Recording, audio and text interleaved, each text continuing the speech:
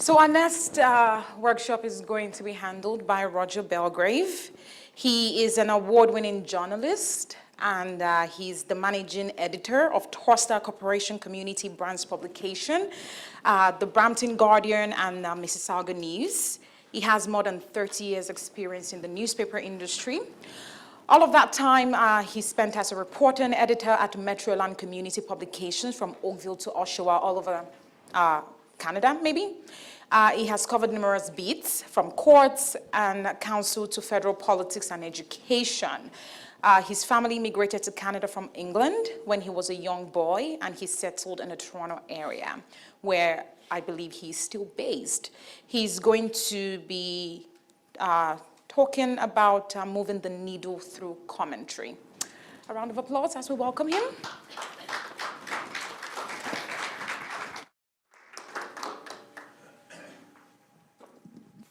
Good afternoon. Thank you. We're just checking to see if you're still awake. As Mohammed said, I know you enjoyed your lunch there. If anyone feels like falling asleep, try not to snore. I think my mom's listening in online, so she'd like to hear me. So in the introduction there, you heard that I've been a journalist now for roughly 30 years or so, so I'm hoping today, I know everyone has their reasons for being here today. Some of them are probably a lot of the same reasons, some of them are probably slightly different, but I'm hoping to have sort of an open discussion with you about, and real-world discussion about how you can become published writing opinion pieces. So at any point during my presentation, if you have a question, please just put up your hand and they'll bring over the microphone. But like I said, I'm hoping to have a discussion with you. And if you have any questions at any point, just put up your hand and I'll answer any of your questions at any time, and even after we're done here. So I wanted to start out just simply, I think a lot of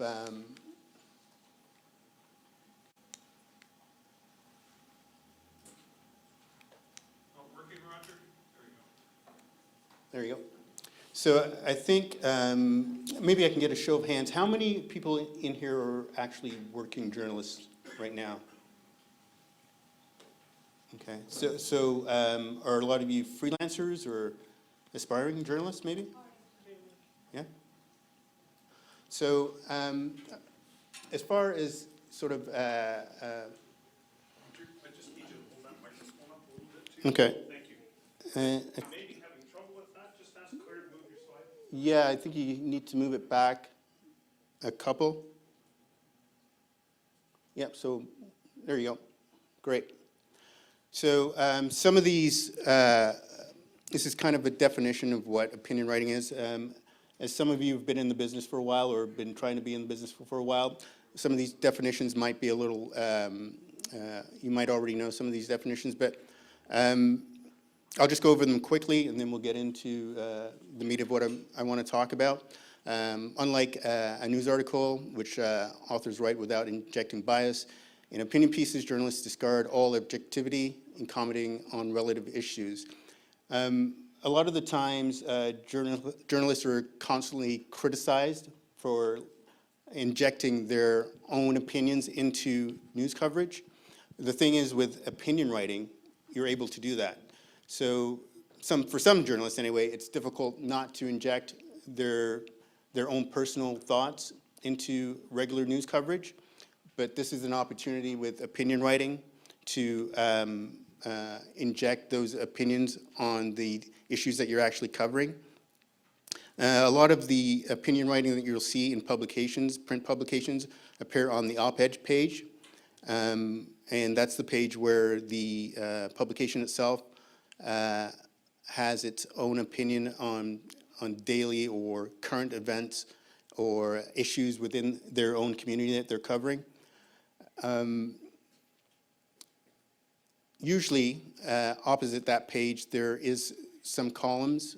Usually that's a regular columnist on that page, but not always, so it's not a hard and fast rule. The other editorial pages are open to carry the opinions of individual journalists and others in the community through columns and op-ed submissions. And usually this is where your pieces would appear normally. I know that for our publications, we have columns throughout the paper.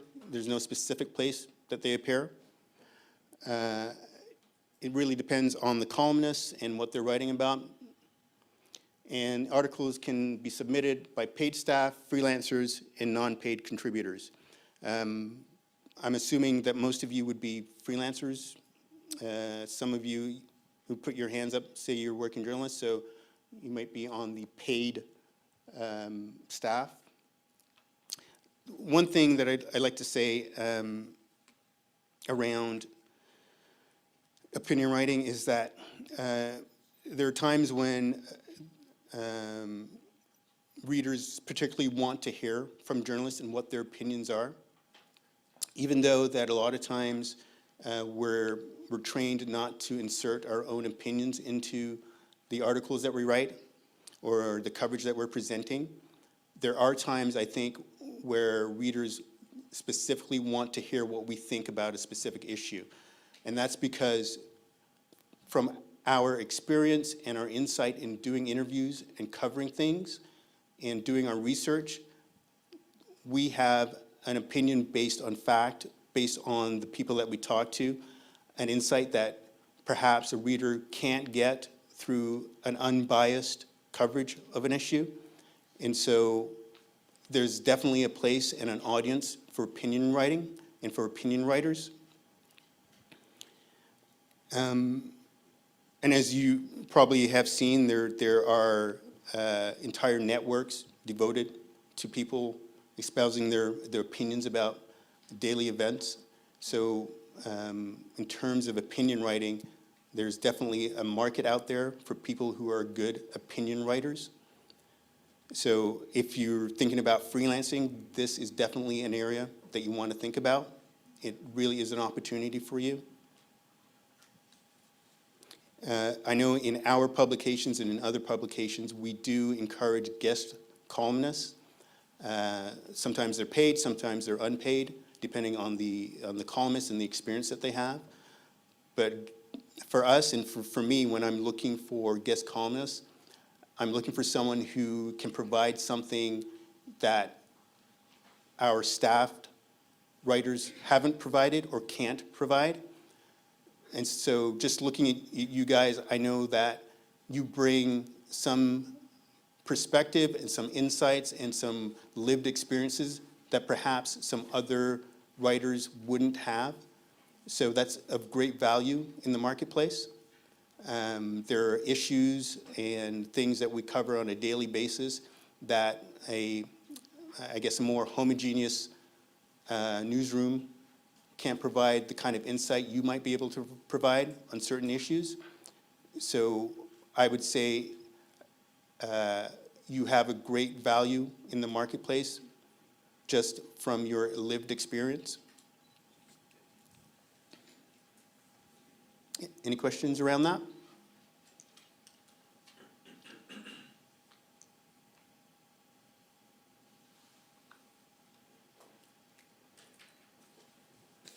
So as I was just saying, the opinion writing, especially in print right now, is a great opportunity for someone looking to be published or to become an active freelancer. Just based on the types of budgets and the staff reductions that have gone on in the industry and the access to regular, solid op-ed content, I know that I'm always looking for opinion writers that bring something to my newspaper, opinion writers that bring a perspective that my reduced staff can't really get to. And I think if you're someone who regularly stays in tune with your community, there should be always something you're seeing in your community that isn't covered, simply because it's impossible for especially community newspapers to cover everything that concerns you or concerns the entire community. And so it's an opportunity for you as a freelancer to certainly cover some issues in ways that your local paper or your local daily isn't covering. So I would encourage you to think about that as freelancers.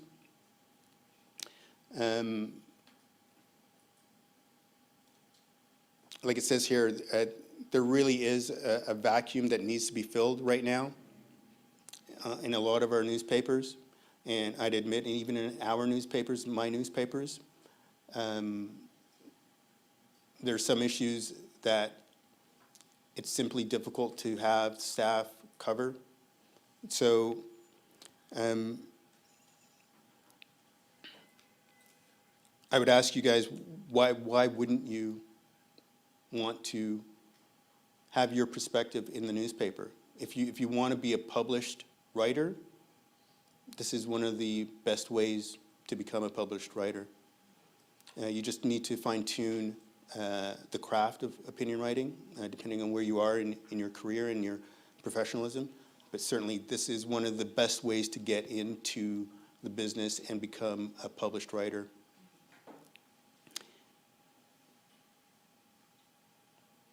One of the ways you can do that, I think, is, as I said, looking at the coverage that those papers, especially in the mainstream publications, are doing, and sort of picking out what you think they have missed.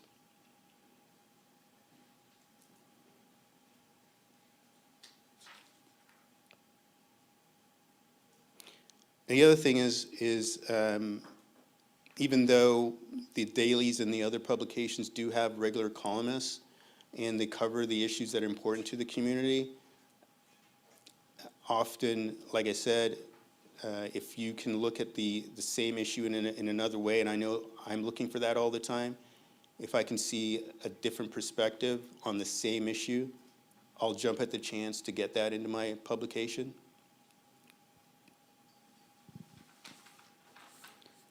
And the other thing is, it's good to have balance in a newspaper. So even if you're disagreeing with a columnist, it's a counterpoint to an argument that the columnist, the regular columnist, has made. I'll try to get that into my newspaper simply because if it's written well and the argument is solid, it's as valid as the argument that my regular columnist has made. So thinking about a counterpoint to an opinion that's already been in the paper is another way to come up with an issue and a subject that would be marketable to an editor.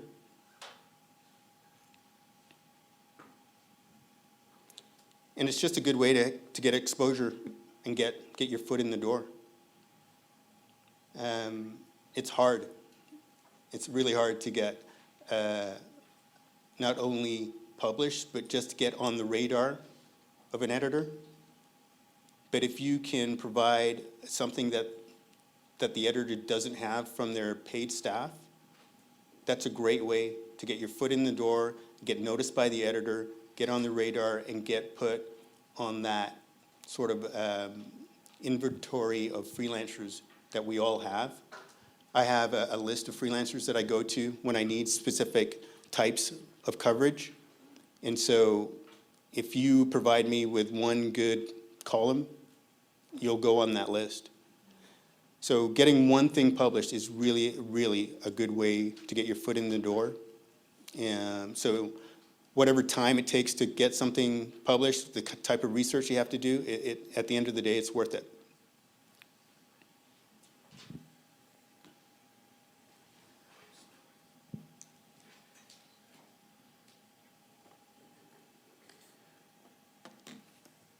Like me, I'm sure everyone wants to be paid for the work they do. But sometimes we just don't have the type of budget. A lot of papers don't have the type of budget to pay everyone for the content. And so you have to ask yourself, is it worth doing the work? and getting published, but not getting paid for it. And it's a trade-off, but it's a question you need to ask yourself. If you're passionate about what you're doing, I think being paid is great, but if you're trying to sort of break into the industry, unpaid work is one of the best ways to do that, because you begin to build not only contacts, you begin to build a resume of published work, which is vital whenever you go out into the market trying to get someone to publish you. And really, if anyone is passionate about journalism, which I am, I don't know, I'm assuming the people, if you take the time to come here today, some of you are too. It's really just a way to hone your skills. I wouldn't call myself a great or a very good column writer, but writing columns helped me improve the way I write.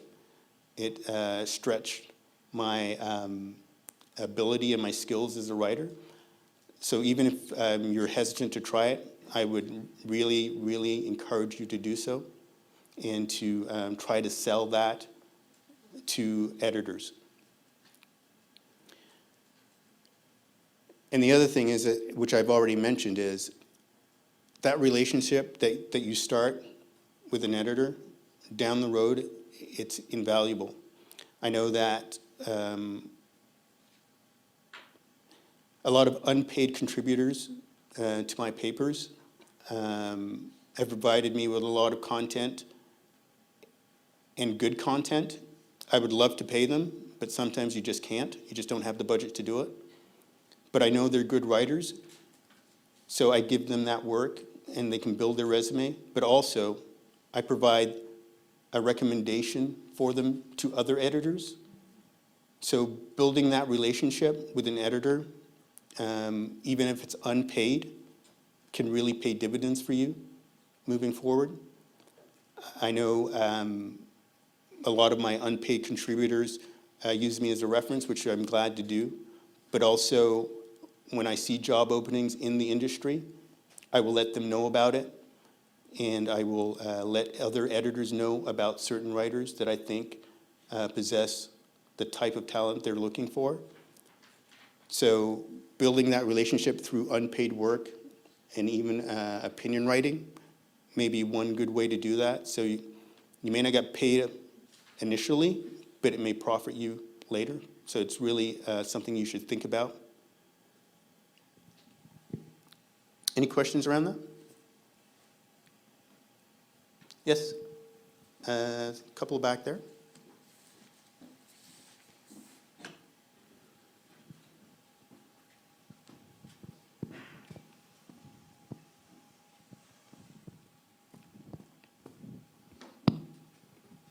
Hello? Hi. So regarding pitches, when you're getting pitches from freelance writers, how should you structure your pitch to explain your idea effectively to an editor? That's a good question, and a little later we'll go over it. But I would say, in the same way you would structure anything that you write, it has to be succinct. It has to be clear. You have to get directly to the point. Editors, well, I know I don't have a lot of time to begin with, but when people are pitching me something, like a lead of a story, you need to catch my attention right away and let me know this is something I should be interested in. So it's really kind of like writing a very brief lead or story. Everything you want to say in that pitch should be right up front. Whatever it is that's the main part of that should be right up front to let me know this is something I should be interested in. But the other thing is, and we'll go over this later too, is you got to know who you're pitching to. So research is key in everything that we do as journalists, and it's also really key in the pitch. You got to know who you're pitching to, and then you got to know who your editor's audience is. So research is really key upfront before you even start researching what you're going to do. There's another question there. I hope that's helpful. Is that helpful at all? Hi, my question is same, is about paid and unpaid. If, say, 10 journalists here, if they come and pitch an idea, and if you use all 10 of them in your publication, and you say, I don't have money, I'll give a recommendation, you're still using their work, so why can't you give them just a token? Even a token would be good for their thing. Why use it for free? I'll explain a couple of things to you. Just want to tell you, because you're using their work in your publication. Yep. So if you use their work, just you get paid as a salary for your work. If you're going to use anybody's work, why only a recommendation or blessings or, my goodwill? Why not pay them something token so they feel worth writing? It's a double-edged sword, but if you get paid, if you're publishing their work, then, something has to be there, some kind of remuneration if it's being published. Thank you. Yeah, one of the things I would say is that most papers, most publications have a certain budget for freelance work. And I would never, if 10 people pitch me something, I would never publish 10 things. I'm not sure what publication would have the resources to publish 10 things. If I get 10 pitches, I might publish one of them, maybe two. There's no way I would ever publish 10 things. My question is that, even if it's two, why don't you give them something? Yeah, and so like I was saying, most publications have a freelance budget and it's limited. And sometimes you simply can't pay everyone. You can't pay them. And that's the choice you make. Up front, when you submit something to me, I will tell you, this isn't something I can pay you for. If you want to do it, you certainly can do it and get published. But I'm not going to lead you on and say you might get paid for it. If I don't have the money, I cannot give you the money. And that's the way publications are. That's the reality of the industry. That's the reality of the business. I think so. It's a reality which is being created. It's sort of not really, but exploitation of the immigrants out here. I'm sorry? I didn't hear the last part you said? It's an exploitation of immigrants out here using their talent and not paying them. If you're going to use somebody's work and publish it, they deserve something. Yeah, first of all, I'm sorry, I'm just going to cut you. If you don't have a budget, don't take their work. Use the internal resources. But if you're going to make somebody work, there has to be a dollar value for that. Maybe it's not what you pay to the mainstream. Maybe it's not what you pay to your regular employees. But it's their effort and it's their work. They can't be exploited. I don't want to stay on the same topic because I think what I'm hearing is that a budget is a budget. However, am I on? Right? So I'm going to ask people in the room with your permission, Roger, of course. So do I have your permission to maybe take a quick vote here? yeah, sure, you can take a vote. So if you couldn't get paid, and I've been there, but a paper says to you, you're either going to receive mentorship or I'm going to work with you over the next year and maybe try to get you published 3 times if I like your work. Because what I'm hearing, Roger, is if you like somebody's work, you're going to try to use them, right? And so my question to you before I take the poll here is there an opportunity where somebody can get republished with you if you like their work? You recommend them to somebody else. Is there an opportunity that they might get republished in the future, meaning if they pitch you again, you might take them again? Almost definitely. If I take you once, the chances of me taking you again are doubled. You've created that relationship. Right. And I want to, I mean, we'd all like to get paid. And I don't know if it's black and white or as we heard Nicholas say earlier that it's gray, right? So, because I've been there too where, I've wanted to write something and I just couldn't get paid. But I've still submitted it because I wanted my voice to be heard. And I know where you're coming from, Khalid, right?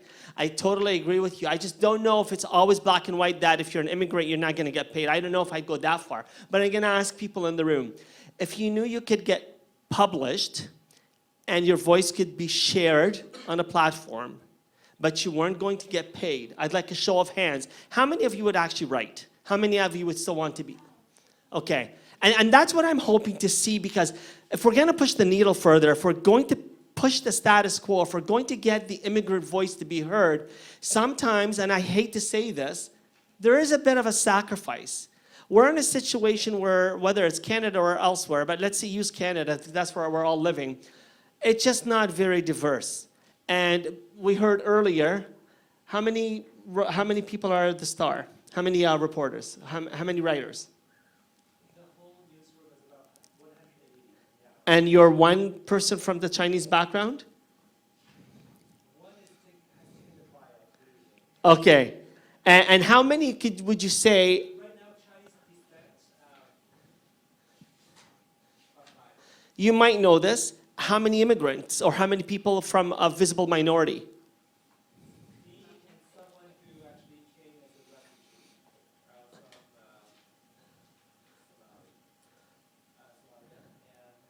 Less than 5. Less than 10. Less than 5 out of 100 and something. That's kind of the point that I want to make here is, right, is if you've got a news organization that has 100 writers and 5% of them are from the immigrant community, you know what? Get your voices in there, even if you're not getting paid. But go with your comfort zone. Say, I'm only going to do 3 pieces for a particular newspaper, or I'm going to do 3 at all until I get some exposure. When I started working with George, this is how I got to where I'm working with George right now, is I started working with the New Canadian Media, and then I attended a workshop with, I think, Annie at CBC, and I dared to pitch the CBC, and I got published. It was luck. I don't know if it was luck, or if they decided they liked my name, or what it was, but I got in there, and the second time I did, I got paid. But right? So the point is, you know what? Push the door. Push the door. And I know we're all in this, we all have to pay bills. But if you can't get paid, the first or the second or the third, I'd say, challenge the status quo. Because if we get enough momentum, then I think, as we were saying earlier with Nicholas, it's just not open enough to everyone, is it?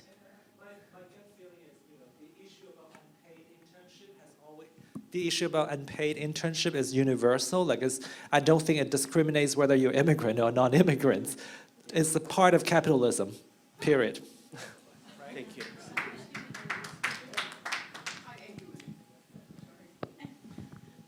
I just want to share my experience when I tried to pitch the story to one of the publication here. We had a few conversations initially that they really liked the idea, and then they wanted me to build it further. I did try to. I am a first-generation immigrant. I'm new to Canada. I tried my best to explain the idea. And then I never heard from them. That, to me, was a very, setback, that at least reply. If it is not workable, or if it is workable, I want to hear from you. And if it is not, then what are the areas I can improve on? Secondly, every time I read the job description, it says that, you have to be acquainted with the Canadian press style, CP style. Now, I'm a first-generation immigrant. If you do not give me a chance to learn CP style, how would I learn CP style? So there are a lot of trainee, trainee programs. I think if I had the power in my hand, I would introduce something like a trainee program for new immigrants to, by the publications where you would teach me. I'm very eager to learn. If you teach me that, please come to our office, we will teach you CP style, then I will be the first person to enroll. But such programs are not available, and it really acts as a hindrance to show my caliber, because I have worked, and most of us, I'm sure, have worked in a very deadline-driven environment than what it is here, because we come from developing nations, right? So that's it. I'm assuming there was a question in there. A couple of things. First, I just wanted to quickly go back. I didn't get the gentleman's name at the back who was asking the question about. My name is Khalid. Khalid. Just quickly, I wanted to say one quick thing, and I think it was just addressed slightly, but I wanted to make sure I addressed it. Freelancers aren't exclusively immigrants. So when you're talking, or you mentioned something about exploiting immigrants, first of all, I don't exploit immigrants, and I'm not sure any publication does. Any freelancer, regardless of if they're immigrants, sometimes are paid and sometimes they're not paid. It isn't about whether or not you're an immigrant or not, about whether you get paid or unpaid work with us. I just wanted to make that clear. It was not personally to you. I'm just talking as the, the policies of the organization. Yeah. Making billions of dollars. That also includes Rogers and other places. Yeah. Rogers Community Center used to run this internship programming. I personally know many people who've done 3 months, 6 months of free work, and they never got even an entry-level job at Rogers, right? Okay. So there's a lot of things which I know. That's why I'm saying, making this point. Yeah, no, I just wanted to make Right. clear about that point that comment that you made. No. It was not a personal thing on you at all. I've just made a very general of how the corporation follows the policies, right? All right. So And that was the just to talk quickly about your comments there around the barriers to getting training, and also, I guess you had a bad relationship with the one person you tried to pitch something to.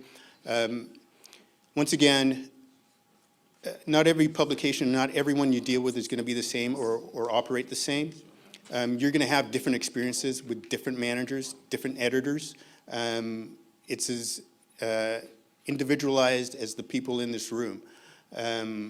That interpersonal relationship that you have with an editor around pitching something to them, everyone is going to react differently. I would have done it differently than the person that you dealt with. Certainly, you said you are entitled to hearing what was the reason for not calling you back, or why we don't want your pitch. That's certainly something I do, and I think a lot of people do. I'm not sure what happened in your case. And around getting training, I think a lot of times when there are jobs advertised, there is one of the requirements is CP style, simply because that's the style in which a lot of publications here work with.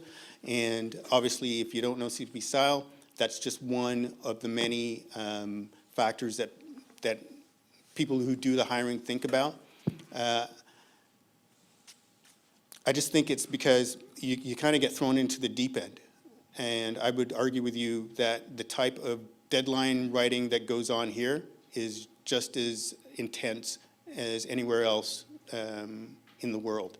I know in our newspapers, we publish 24 hours a day to the web. So our deadlines are every day, constantly. So It's just about grabbing that one opportunity to show Yep. your caliber, like well acquainted in Toronto. I'm saying the focus on training. Yep, and I agree with you. I think that's a good idea, and that's a good opportunity to sort of provide, if we're looking to diversify our workforce, I think that's a good idea in trying to reach out to that workforce and provide them with the kind of training that they need to become people that we would look at in hiring. And I think that's a good idea, and I think it's a valid point. Hi, Roger. My name's Derek. I met you at that Yeah, I previous remember thing you. last year. It was great to have you there as a new leader, a new editor of your publication, and great to have you here. It's hard to get leaders coming and professionals like Nicholas. So you want to put your best relationship building voice out there. You don't want to throw them on a having to defend somebody that wronged you, or so there's a certain thing you have to do to understand how the system works. To get in, you got to put some time, effort, and energy. You're not going to get paid for all the research and the sifting and going in and build to get that story. And you got to charm and earn that editor's confidence. And you can't bring the baggage from a bad relationship or many years of pitching and failing into the next relationship. It's not going to work. I came in for free. I was a guest on air. And then they said, hey, we like this guy. He talks well, he's connected. Why don't you produce something for us? That's how it works. You got to get in. You can't be stuck to the sob story. Otherwise, you'll never go from tragic to magic. Jazz hands, right? You'll never get there if you hold on to the negativity, right? So I left the room to get some water, and did anybody ask how much he pays? Did we get to that, or we were talking about how much he doesn't pay? It seems like we spent 20 minutes on how much he doesn't pay. How much do you pay when you do pay? Without getting And And, typically, if I'm good and I've done a couple great stories, how can I grow with you? Well, that's the thing. I mean, if you do a couple of great stories for me, and I've used you on a constant basis, I would tell you that you kind of jump to the top of the list when the next opening comes up in my publications, because you're someone I work with. You're not an unknown factor or an unknown entity. I know the kind of work you can do. So if I've published you a couple of times, you're higher on that list when I get the next job opening and I get 24 resumes. You kind of jump to the top of the list, right? Because I don't have to try and figure out what's behind this name. Who is this person, right? So, and around how much I pay, it really depends on the work that you do. It can be anywhere from, we can go from $75 to $150. It really depends on the type of work that you're doing for me. There's a gentleman right there. I just wanted to make a comment on the fact that about opening doors. So I come from a small town in India, and I got a decent education and then moved to the capital of my country twice. Once to become a journalist and the second time as a development professional. Let me tell you, even my country is not kind to me where I am a citizen. Because I have to beg, I have to borrow, I have to steal, and I have to produce results to make a living.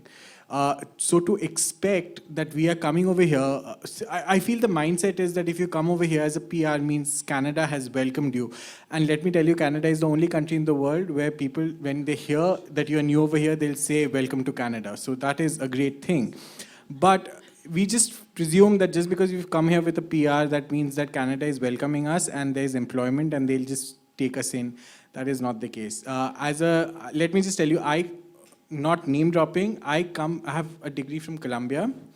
I have come over here in a capacity as a sort of a unpaid volunteer, but a volunteer where I'm being given all the basic needs in the organization where I work.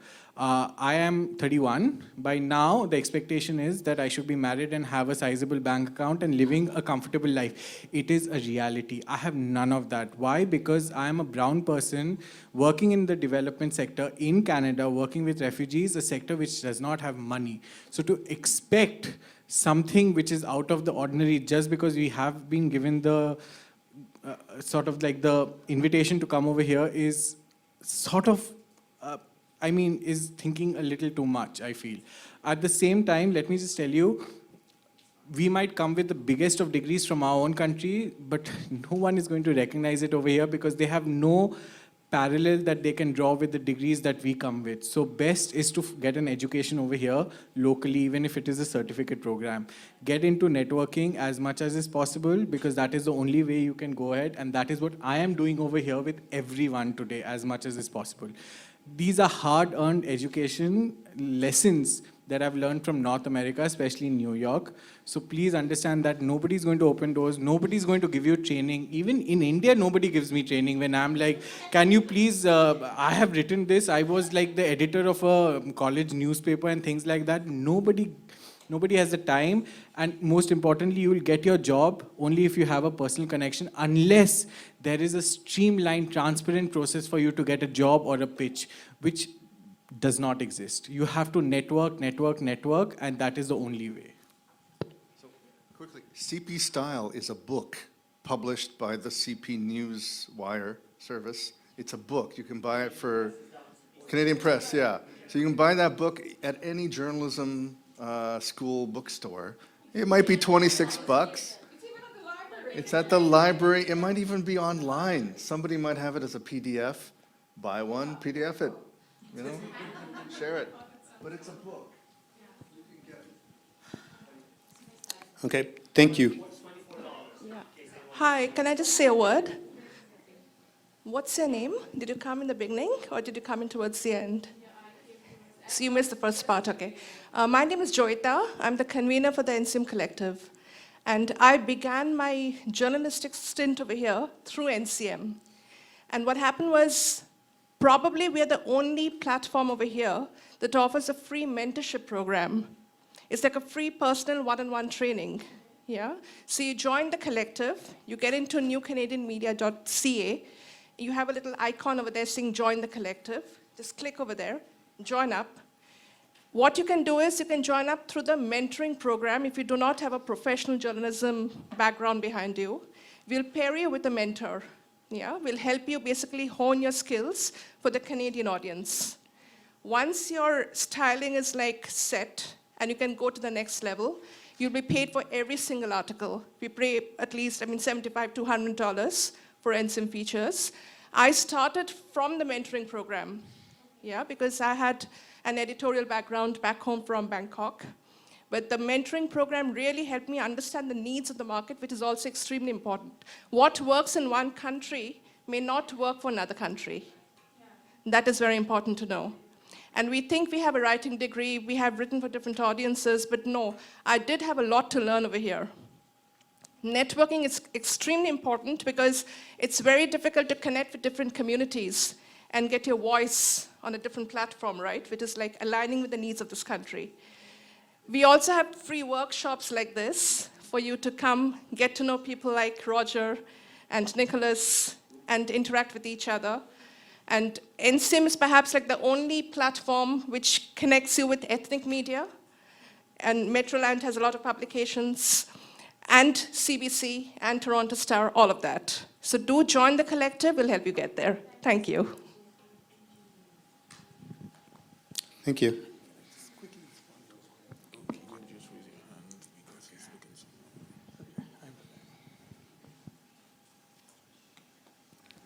So we'll move on a little bit from that very involved portion of the slide there.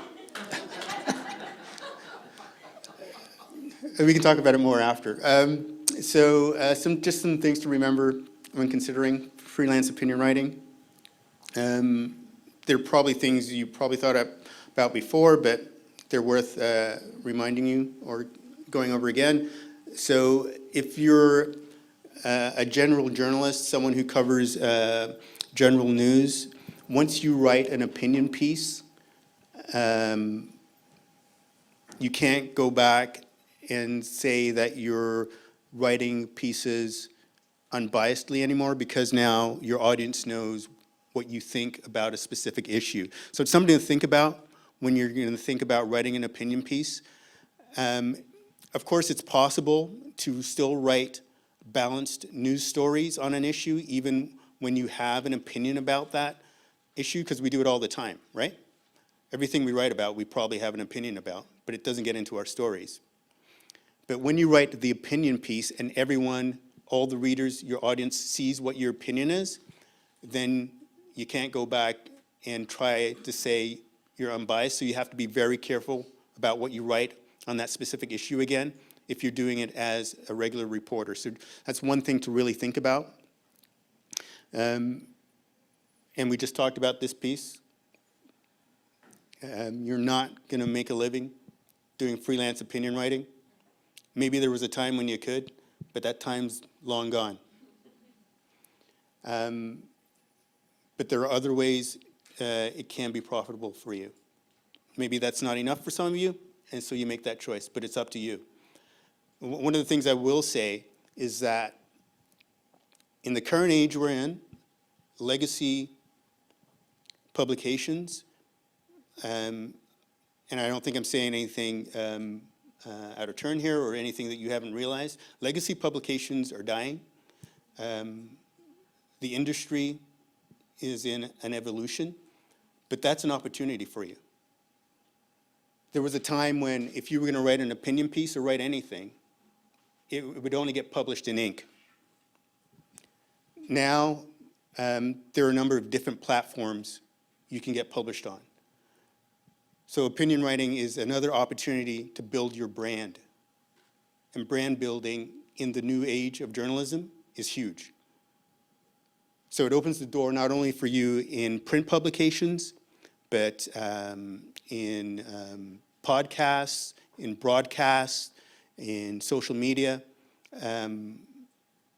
It's an opportunity to get your voice on multiple platforms. I know in our newsroom, we have a couple of people who write for us, but also appear regularly on broadcast news as just panelists on specific issues or on general issues. So it's an opportunity really to build your brand. So that's something you want to think about and remember when you're thinking about whether or not you want to do any unpaid freelance writing. Any questions around that specific area? And brand building? No, I'm not taking any more questions from him.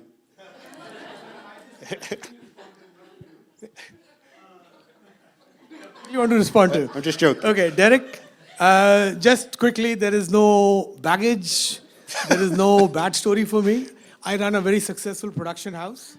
The point I was trying to make is you might have got a job.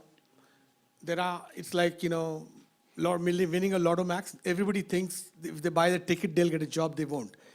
My principle, I'll tell you what I do, is when in my film, there is a lot of advertising budget cuts happening. But when I use actors, when the college kids comes to me to intern on my production house, even if it's a low budget, I have till date never ever used anybody for free. There are a lot of production houses, they get actors for free. They're saying, hey, we are giving you television exposure. And once you do that, you can build your portfolio. So I'm doing you a favor. That was my point. For me, it's, hey, you worked for me. I got a low budget. I will pay you. I can't pay you this much, but I do pay. I put a dollar value for the work they put in. Not because they think. So that was my question. Okay. If I make money, even if it's low budget, I need to pay everybody who's worked on my set. There are a lot of people, my peers I know, they use people for free. They make it sound like, oh, we're giving you an opportunity. Look, you're new. You've never done it. I'm giving you an opportunity. For me, it's no. Yeah, You we work get it. for me. I'm being paid for it. Even if my budget is slashed, I will still pay you what your value I think should be there. That was my point. I don't have a baggage. I run a very successful production house. Thank you. And Derek, you're not allowed to respond to that.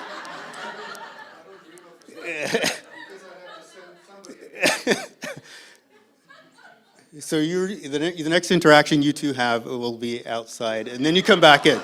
Then you can come back in. Somebody has to pay me. All right. Sorry, that's all I can say. All right, thank you.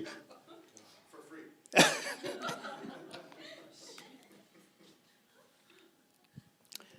And, excuse me. So one of the things I think I already sort of touched on was how much work goes into good opinion writing. It's as much work as any sort of story you'll ever do because there's a lot of research that you need to do. And we talked about it a little bit already. It's not just the work that you'll do and the research you'll do on the actual issue. It's all the stuff you need to do before that so your pitch gets accepted.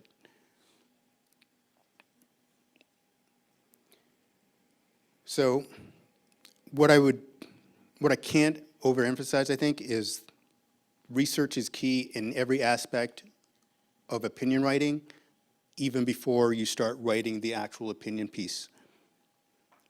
The more you know about your audience, the more you know about the editor, the better chances of you getting a good pitch that will be accepted. The other thing is, and like I said, I'm by no means a really good opinion writer. I think I'm okay. But that didn't come easy for me. It took a lot of practice. Some people are really good at it. Some people are natural at it. But I think you should sort of accept the fact that some people would be better at it than you are, but that doesn't mean you can't be good at it.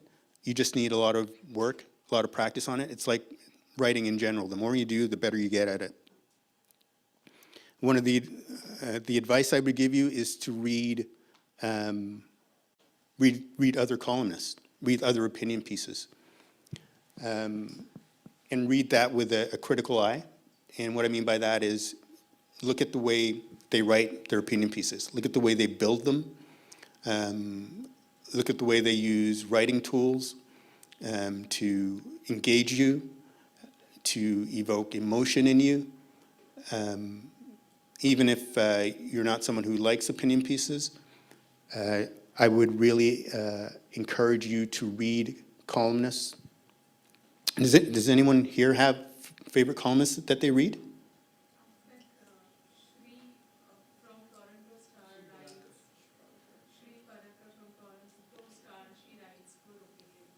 And so what I would ask you is what is it about her pieces that you like?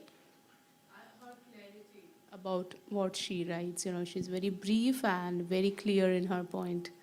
And that, to me, is key in opinion pieces. For me, anyway, being succinct and getting to the point and explaining it economically is one of the best things I see in good opinion writing. So if you have favorite writers, look at those writers and figure out what it is you like about them and what they're able to do to make you like them. And the other thing is one of the things that I used to sort of improve the way I wrote opinion pieces was to read opinion pieces that I really didn't like, or opinion pieces where I had a counterpoint, and I would base my writing on that. I would look at that and say, I don't agree with that, but how do I explain that? And that became really good practice for me, and that was one of the ways I got better at what I did, but it also helped me really hone my research skills, because I had to figure out if I'm going to make a counter argument to this particular opinion piece, I need to support it. So I needed to find the evidence to support and the research to support my opinion piece, and it just made me a better opinion writer. Any questions about things you can do to improve your writing as an opinion writer, or writing in general, I guess? Can you recommend some names from the local media whom we can follow? Few more names you can think of? In opinion writing specifically? Yeah. It really depends on the types of writing that you like, but I really liked Michele Mandel, and that was because she would cover issues that were current day issues, but she would do it in such a real, down-to-earth, emotional way and write it so well. It was almost, she has the ability to really capture emotion, and that's one of the columnists that I really liked. I'm not sure if you're familiar with Christine Blatchford, who just died, but yeah, she was another excellent columnist in my view. And one of the reasons is, once again, she had the ability to be straightforward in the way she wrote things. She actually took no prisoners. Yeah. She was very blunt, but she could be humorous at the same time. Very skillful writer.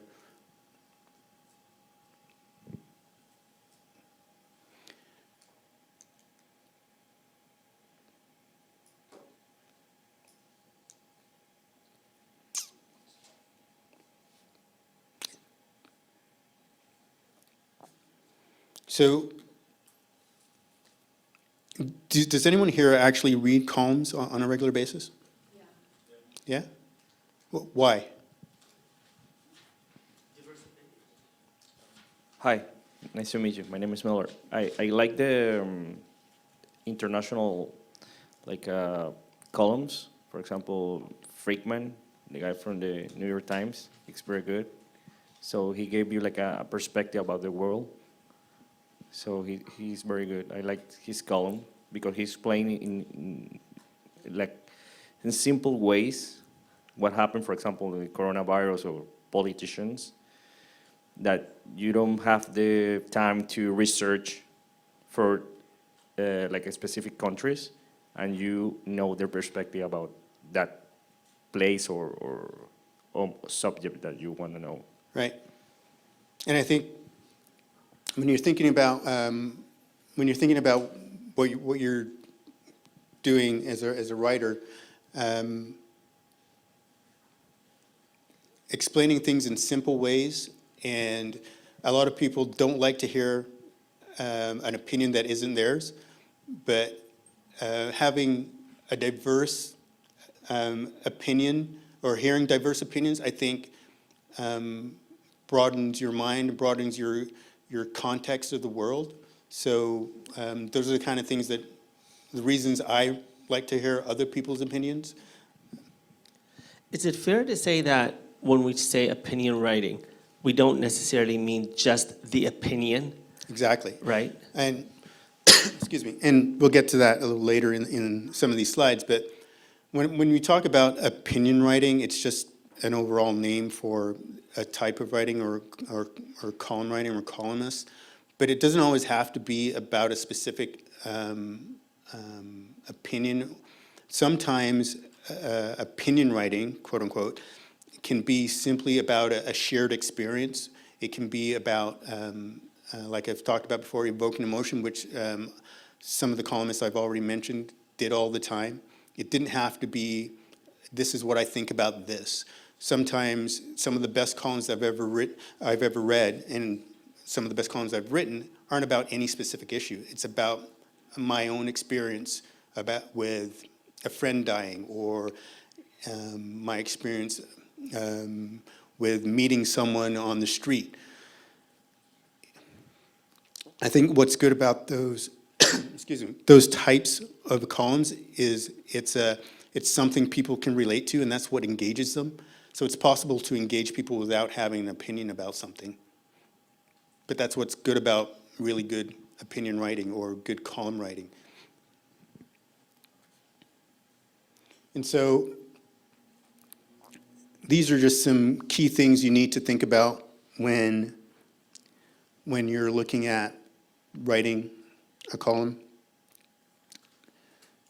They're not in any specific order, and they're not hard and fast rules around any of them.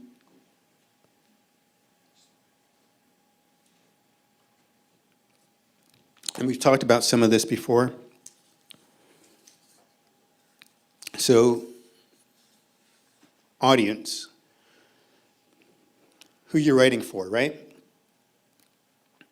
Like I said, you have to know if you're going to write for a specific publication, what's the readership for that publication? If you're going to write for the Mississauga News, who are the readers of the Mississauga News? So you have to research that. Are they rich, poor? Are they middle class? Are they conservative? Are they culturally diverse? All those things you want to research and find out before you make your pitch, because you're writing for that audience. And if you write an opinion piece that only speaks to a part of that audience, then me as an editor, I might look at what it is you're writing and go, this isn't broad enough. It only speaks to one part of my audience. So that's why you have to really know your audience. And the other thing is, you have to know a bit about me if you're going to pitch to me, right? Otherwise, you're kind of going in blind.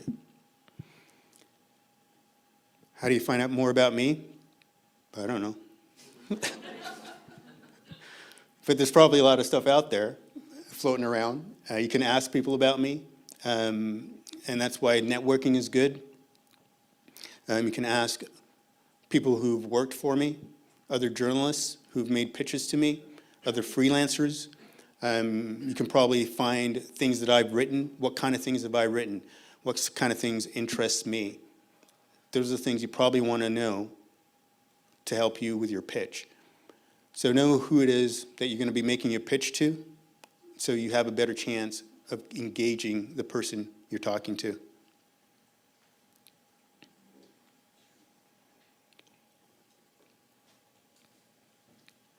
Any questions around any of that? So the other thing that you need to know, obviously, is the issue that you're going to write about. My suggestion would be, just in the research that you're doing, find issues that you know are engaging the readers for that publication. So you'd want to know what's in the newspaper, or what's this publication covering right now.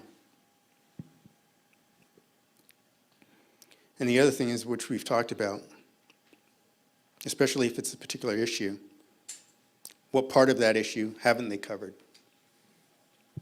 And that for me is really big, because I don't pretend to think that I know everything about everything, or that my reporters know everything about everything, or they can have a perspective that's 360.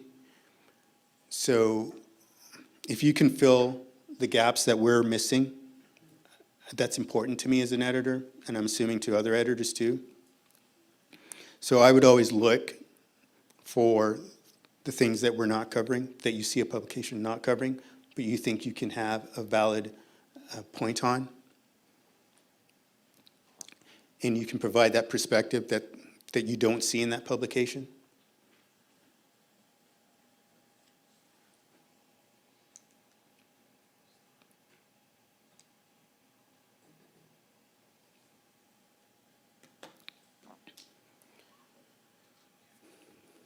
And we've talked about this a number of times, and excuse me. And one of the reasons we've talked about this a number of times is because it's so important. It's hard work sometimes, the research part, especially if you're not finding stuff that supports the opinion that you want to write about. But sometimes that just changes what you're going to write about.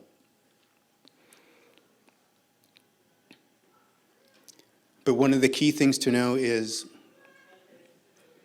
or that helps you when you're writing, is knowing what the counter argument is to what you're saying. So you predict that ahead of time, so you can answer it in your column. You can answer it in your opinion piece. And if you answer it in your opinion piece, that only validates what you're saying, right? If you can predict what, for instance, if you're writing about street checks, does everyone know what street checks are? No? Yeah, carding. Does everyone know what carding is? No? Okay. So carding is, which was an issue here and still is police having the right to stop you on the street and ask you for identification, ask you where you're going. And that was a big issue in terms of your civil liberties here.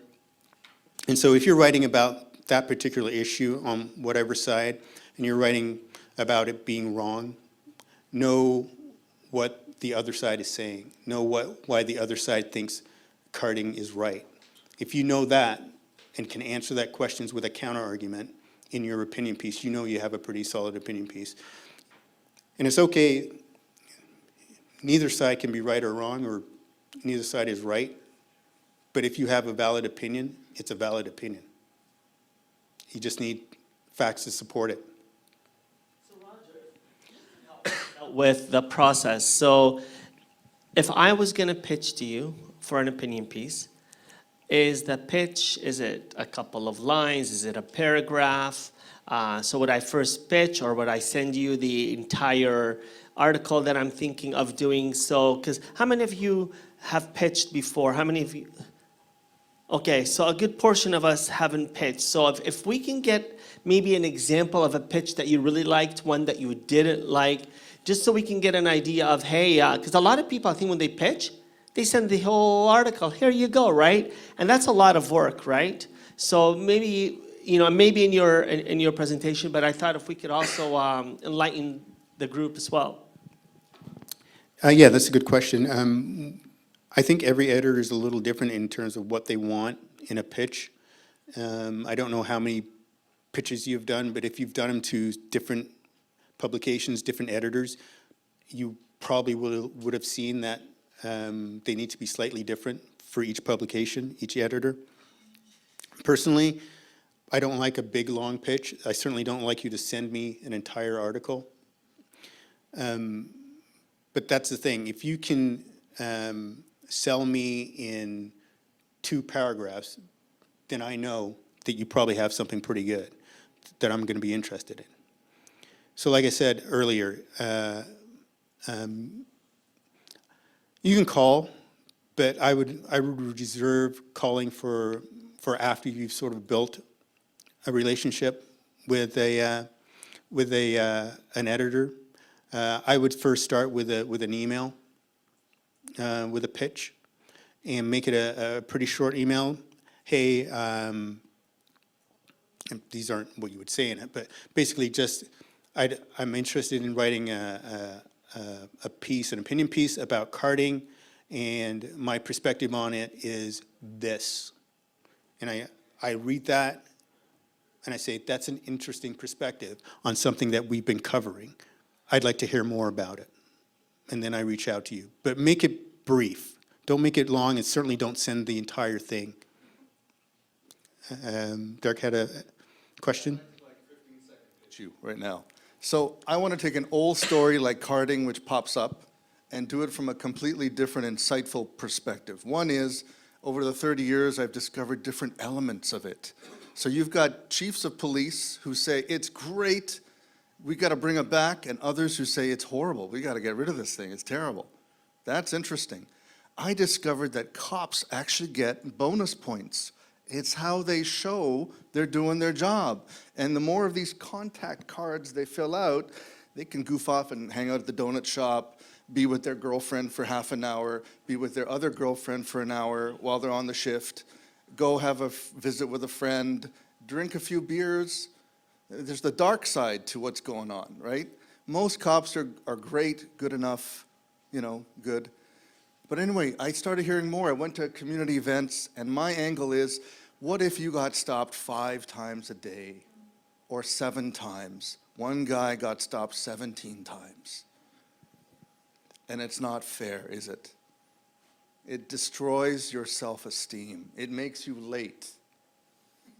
So I want to tell karting from the whole nuts and bolts, what is it? And did you know, I need to track this down, but there's a level of criminality in populations. And apparently it's 40%, double the 20%, which is the average, 40% for correction officers and police officers. And 20% is the general population, which is white people. Now, people of color, it's generally 10%. So if you stopped all the white people, you'd catch twice as much crime. If you stopped all the police officers and checked them. So anyway, I want to come at it from this really insightful place of knowing that some people are getting points for stopping you. So Derek, I'm going to put you on the spot. If you were pitching to Roger, I'm going to put you on the spot. If you're pitching to Roger, give me that pitch in 3 sentences or less. I know, and I know you're good. I just want to put you. Come up with the whole thing of there's an injustice to justice. There's a cost to policing. And are we going to let the people in power abuse their power? That one man who got stopped 17 times, he got stopped 17 times that day by the same 5 police officers, justifying their time. How many of you would want to read an article if that, does that pique your interest? Right? Roger, like that would pique your interest as an editor? Certainly, Thanks, I really appreciate it. the portion you mentioned around the points piqued my interest. And you're right, it's not an aspect of that particular issue that I've heard before or that I think has been written about a lot. And you're right, it's hard, right? It's hard to come up with a pitch for something that complex. But Mohammed's right. You got to do it in 3, 4 sentences. That was awesome. But that's what makes it so difficult, right? That's why you kind of have to really have your head around it before you make the pitch. Don't ever make your pitch until you know exactly what it is you want want to write and what it is you want to say, because you end up going all over the place, and there's no way you're going to get me interested if you haven't figured out what you're writing about yet. And so Derek and Roger, like I do speaking, and whenever I want to speak, I'll pitch it to my kids, I'll pitch it to my wife. If they don't get intrigued, guess what? I'm not speaking on that topic, or I'm not approaching it that way. So go to your network of friends. If they're not interested in listening to what you just said, guess what? Nobody's gonna, right? And then when we look at what Khalid was saying, who's gonna pay you? Who's gonna, like, I think if you approach it from where Derek did, the first pitch, the second pitch, the third pitch, oh, he got picked up the first time, right? And he you know, Roger took him on the first time. Now he's developing this pitch, and he's getting good at it, and he, you know, it's piquing the interest of the people that want to read them and the people that are publishing, so they're getting good. But it doesn't mean that the first time you come up with that pitch that it's ready to go. So we talk about, you know, perception and perspective. Well, practice. So, you know, practice it on people, and this is a different audience. Remember, you're writing for a Canadian audience. It's different than what we're used to writing back in the homeland. So really pitch it. Go to the people in your community. Go to people outside your community. Go to people who aren't in your community and say, would you be interested in hearing about this? Like, you piqued my interest when he said, you know, the dark side of justice and the dark side of policing. And the guy who got 17 times, I'm like, BS, nobody gets stopped 17 times. But if there was somebody who did, I want to know about it. And right there, that's a story. And I bet you Roger or anybody would want to pick it up, because they don't believe that somebody actually gets stopped 17 times. And the readership would now start to challenge. And you can bet a lot of people are going to raise their voice and say, this is BS. We can't let people get stopped 17 times. And that's where I think you now shift and you start changing, you know, because why do we want to write? Why do we want our voices to be heard? What person from a marginalized community actually wants to be stopped 17 times because you're black, or because you're Muslim, or because you're white and you look something, whatever? I don't want to get stopped 17 times. So I think you want to write because you want to change perspectives. You don't just want to get right because you want to be published. I think you're in it for the wrong reason if it's just about you. You want to get your voice heard because you want to make a difference. You want to change the situation. You want immigrants to feel that they're part of the larger community, because we are. We just want people to know it. And I think when you can write and you can have your voice heard that way, that's where change, I think, is going to come. So I think maybe that's the other thing, is for us to challenge, why are we doing this in the first place? It can't just be about us. I think those are really great points, especially about the passion around why you're writing. And the other thing I would say that Mom just brought up is if you pitch something and I turn it down, or anyone turns it down, ask them why. And then refine it and pitch it to someone else, or pitch it to me again. But just because your pitch gets turned down doesn't mean your idea is bad. It just means you have to refine your pitch. I'm curious to about the fact that you said do your research, present an opinion piece hinges on research hugely. Are you also interested to know the primary sources we have looked into? Because that could also be a point of you know, how we sell ourselves to you based on the research we've done in the pitch. I would say that when you make your pitch, you don't necessarily have to tell me where you're getting all of your research from. In fact, if your research is extensive, I don't want to hear it, not in the pitch. But definitely once you write the piece, if I say yes to the pitch and you write the piece, I'm going to ask you where you got your research from. Yeah, I'm not going to publish anything. If you say a whole bunch of stuff in your piece that you've given to me, I'm going to ask you where you got all the information from. So you don't necessarily have to say it in the pitch. But for instance, if Derek's making his pitch about the carting and says in his pitch, after speaking with the chief about this, you can say that, something like that. And also, I would have criminologists from McGill or Carleton or wherever. Sorry. Could I mention I have like sources like a criminologist or the Canadian Chief of Police Association? Like that looks good in terms of credibility, right? Yes, certainly. And once again, If you can fit that all into 3, 4 sentences, it tells me not only that you've done the research and that you have stuff to support what you're saying you're going to write about. If you can put all that into 3 or 4 sentences, it also tells me you're a pretty good writer. So I'll take a look at your pitch for sure. Any other questions on that? How much would you pay? Sorry, I just had to.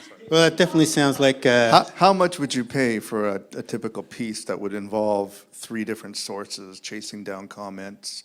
Like, that's not really a $75 story. No, I'm just saying, like, you know, that's a think piece, and that's award-winning stuff, Roger.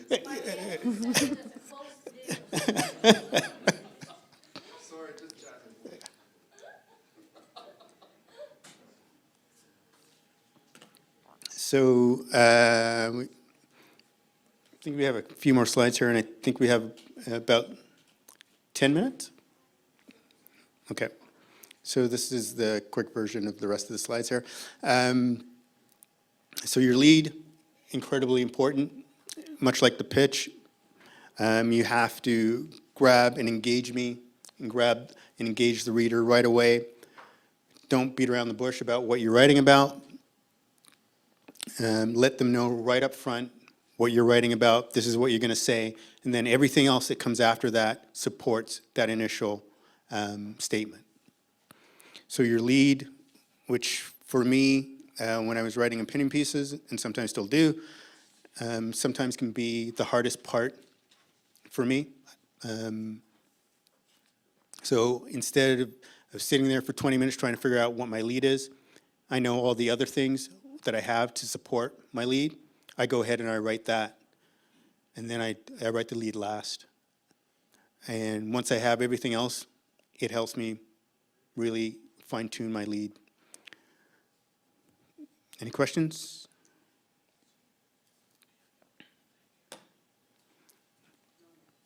And so I think we've talked about this already. Opinion pieces, good journalism is as much a part of that as anything else you do as a reporter, as a journalist, as a writer. It's based on good research. It's based on facts. It's based on things you can support. And obviously, it's based on good writing. We talked about this already. Good, tight writing. You get right to the point. You're succinct, economical in the words you use, no extra words. And those are the easiest to read, easiest to understand, easiest to engage your reader. And please self-edit, but that's part of the tight writing. The first sentence I write is never what appears in my final draft. Every sentence I write gets changed.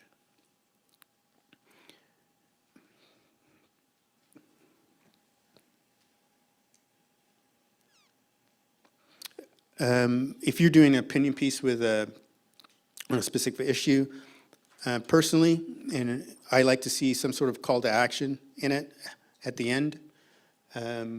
You're asking for something to be done about a specific issue, whether you're challenging politicians or institutions or the community.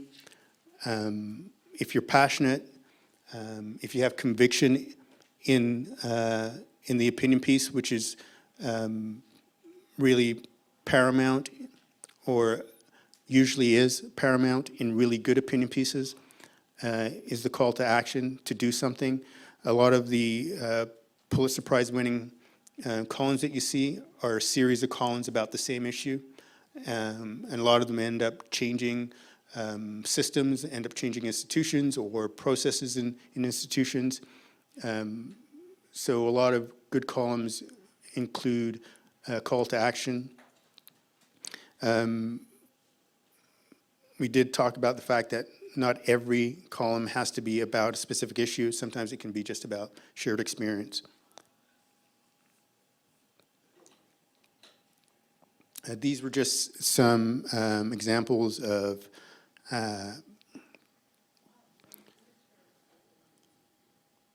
some Pulitzer Prize winning columns that I was going to share with you. We don't really have time to go over them, but I can certainly send them to you if you want to email me. But there were examples of the types of writing that's possible in columns and opinion pieces. These tend to be the longer type columns, maybe 800 to 1,000 words.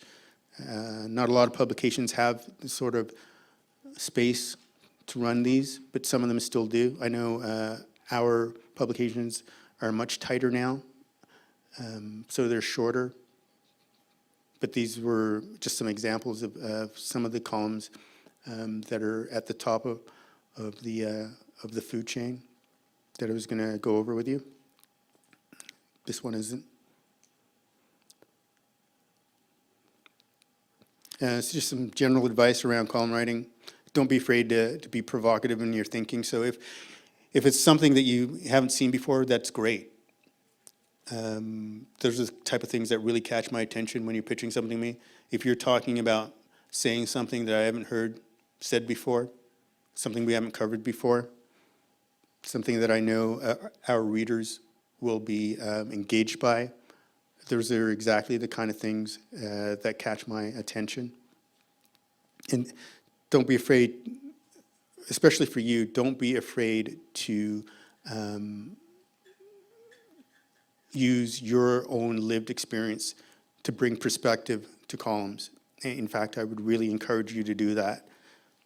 And very important, always be aware of libel law.